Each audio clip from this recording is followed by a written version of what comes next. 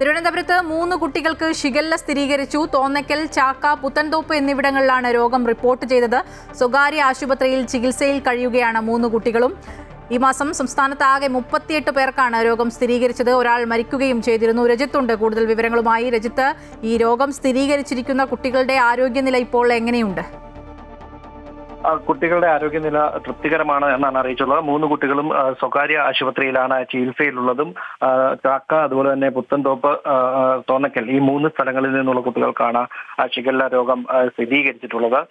നമുക്കറിയാം, ഇന്നിപ്പോൾ ഈ മാസം തന്നെ 38 പേർക്കാണ് രോഗം സ്ഥിരീകരിച്ചിരിക്കുന്നത്. ഒരു മരണവും സംഭവിച്ചിട്ടുണ്ട്. ബാക്ടീരിയ വഴിയാണ് ഈ രോഗം പകരുന്നത് എന്നാണ്. മലിനമായ ജലവും അതുപോലെ തന്നെ ആഹാരവും എന്നിവയിലൂടെയാണ് പ്രധാനമായും ഈ രോഗം പകരുന്നത്. രോഗത്തെ കരുതിയിരിക്കണമെന്ന നിർദ്ദേശം തന്നെ, പൊതുവായ ഒരു നിർദ്ദേശം ഇതിനോടകം തന്നെ നൽകിയിട്ടുണ്ട്. ശുചിത്വം പാലിക്കുക എന്നത് തന്നെയാണ് ഏറ്റവും പ്രധാനപ്പെട്ട കാര്യം.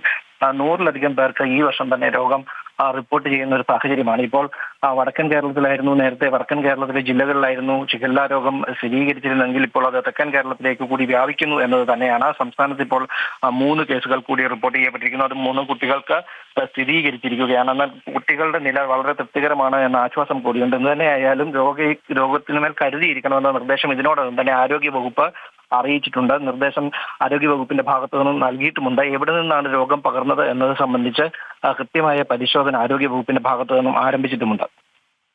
ശരി, തിരുവനന്തപുരത്താണ് 3 കുട്ടികൾക്ക് ഷിഗല്ല സ്ഥിരീകരിച്ചിരിക്കുന്നത്. ഈ 3 കുട്ടികളുടെയും ആരോഗ്യനില തൃപ്തികരമാണ്. ഇവർ സ്വകാര്യ ആശുപത്രിയിൽ ചികിത്സയിൽ കഴിയുകയാണ്. വ്യക്തി ശുചിത്വവും ഇപ്പോൾ പരിസര ശുചിത്വവും ഒക്കെ പാലിക്കേണ്ടതാണ്. അധികൃതർ നൽകുന്ന നിർദ്ദേശങ്ങളൊക്കെ പാലിക്കുക. മഴക്കാലമാണ്, അതുകൊണ്ട് തന്നെ കൂടുതൽ ജാഗ്രത പാലിക്കേണ്ടത് അത്യാവശ്യമാണ്. രജിത്താണ് വിവരങ്ങൾ നൽകിയത്.